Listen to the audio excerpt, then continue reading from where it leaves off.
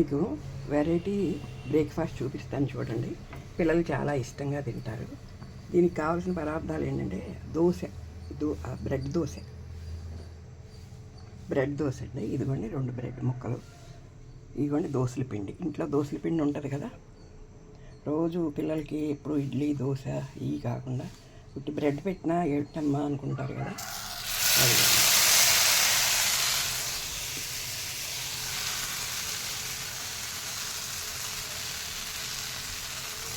వాళ్ళ బయటికి కూడా పిల్లలకి ఎక్కువ పెట్టకూడదండి.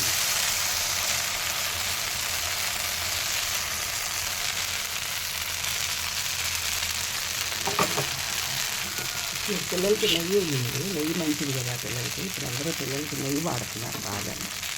దీనిలో మీరు అల్లపచ్చడి కూడా పెట్టుకోవచ్చు. పిల్లలు మీరు ఎంత ఇష్టంగా కావాలంటే అంత రంగు వచ్చేలాగా వేసుకోండి.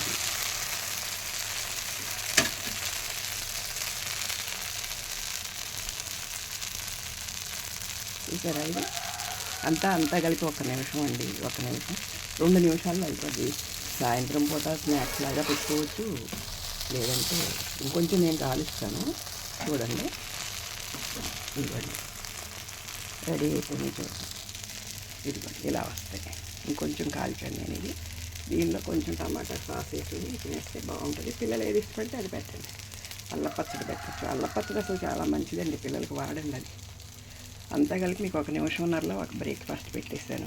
నచ్చిందా మీకు? నచ్చితే ఒక లైక్ కొట్టండి, సబ్స్క్రైబ్ చేసుకోండి నా ఛానల్ని.